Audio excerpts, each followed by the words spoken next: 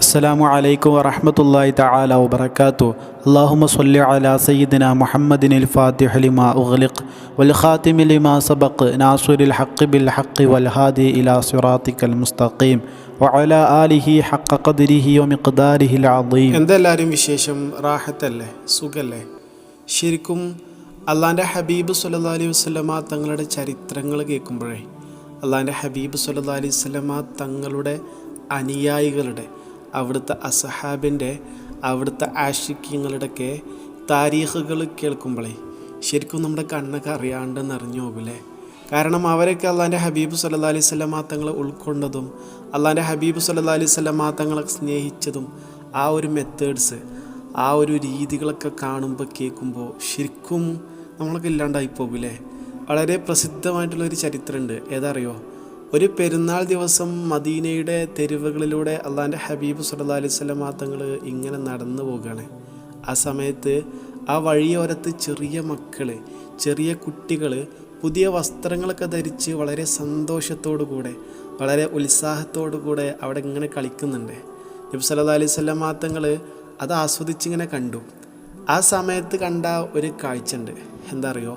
ഒരു മൂലയിൽ ഒരു ചെറിയ കുട്ടി ഒരു പഴയ വസ്ത്രമൊക്കെ ധരിച്ച് വളരെ വിഷമത്തോടെ ഇങ്ങനെ ഇരിക്കുന്നുണ്ട്. അത് ശ്രദ്ധിച്ച അള്ളാൻ്റെ ഹബീബ് സല്ലല്ലാഹു അലൈഹി വസല്ലമ തങ്ങൾ ആ കുട്ടിയുടെ അടുത്ത് ചെന്നുകൊണ്ട് ചോദിക്കുന്നുണ്ട്, മോനെ, ഇന്ന് പെരുന്നാൾ ദിവസമല്ലേ, ഇന്ന് ഈദ് ദിവസമല്ലേ, എന്നിട്ട് മോനെന്താണ് ഇങ്ങനെ വിഷമിച്ചിരിക്കണത്? മോനൊന്ന് എഴുന്നേൽക്കൂ എന്ന് അള്ളാൻ്റെ ഹബീബ് സല്ലല്ലാഹു അലൈഹി വസല്ലമ തങ്ങൾ ആ കുട്ടിയോട് പറഞ്ഞപ്പോൾ ആ കുട്ടി തല പോലും ഉയർത്താണ്ട് അള്ളാൻ്റെ ഹബീബ് സല്ലല്ലാഹു അലൈഹി വസല്ലമ തങ്ങളോട് മറുപടി പറയുന്നുണ്ട്. എന്താ അറിയോ? നബിയെ, എൻ്റെ ഉപ്പ ഉഹദ് യുദ്ധത്തിൽ മരണപ്പെട്ട ഒരാളാണ്. എൻ്റെ ഉമ്മയാകട്ടെ ഈ അടുത്തായിട്ട് മരണപ്പെടുകയും ചെയ്തു.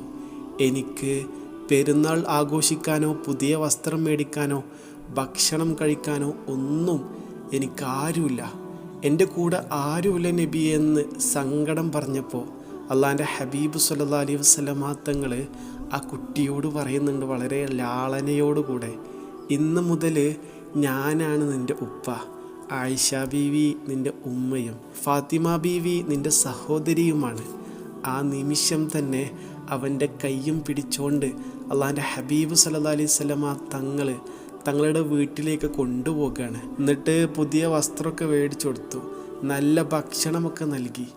ആ തെരുവീതികളിലൂടെ അവനെയും കൂട്ടി അള്ളാൻ്റെ ഹബീബ് സല്ലല്ലാഹു അലൈഹി വസല്ലമ തങ്ങൾ പള്ളിയിലേക്ക് നടന്നു നീങ്ങി.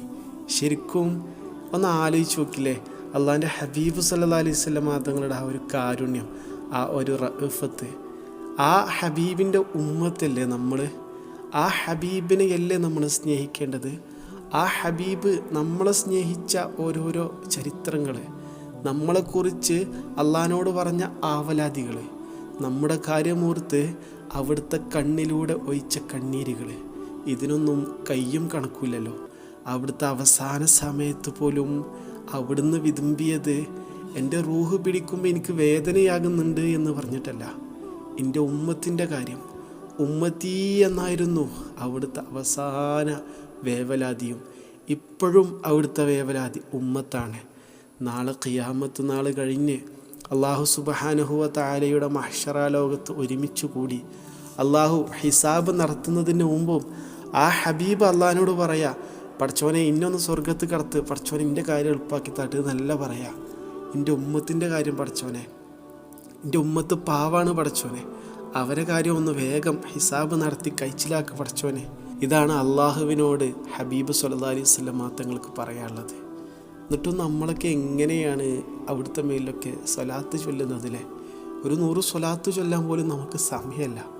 ഒരു 100 സ്വലാത്ത് നിശ്ചയിച്ച് ഡെയിലി ചൊല്ലാൻ നമുക്ക് ടൈമില്ല. നമുക്ക് ബിസിയാണത്രേ. നമ്മുടെ കാര്യത്തിൽ ഒരു ബിസി പോലും ആ തങ്ങൾക്ക് ഉണ്ടായിരുന്നില്ല. നമ്മുടെ കാര്യത്തിൽ ഒരശ്രദ്ധ പോലും ആ തങ്ങൾ കാണിച്ചിട്ടില്ല. അത്രയ്ക്ക് ഇഷ്ടമായിരുന്നു നമ്മളെ, അത്രയ്ക്ക് സ്നേഹമായിരുന്നു. തങ്ങളെ പറയും തോറും നമ്മൾ ഇമോഷണലാവും. തങ്ങളെ ഓർക്കും തോറും നമ്മുടെ കണ്ണുകൾ നിറയണം. തങ്ങളെ പറയും തോറും നമ്മുടെ ഹൃദയം പൊട്ടിത്തരിക്കണം ആ ഇഷ്ക് കൊണ്ട്, ആ ഹുബ്ബ് കൊണ്ട്. പടച്ചോനെ, എൻ്റെ ഹബീബിനെ ഒരുപാട് സ്നേഹിക്കാൻ, ഇഷ്ടം വെക്കാൻ, ഓർക്കാൻ, ഒരുപാട് കോടാനും കോടി സ്വലാത്തുകൾ ചൊല്ലാൻ ഞങ്ങൾ തൗഫീഖ് നൽകണേ അല്ലാഹ്.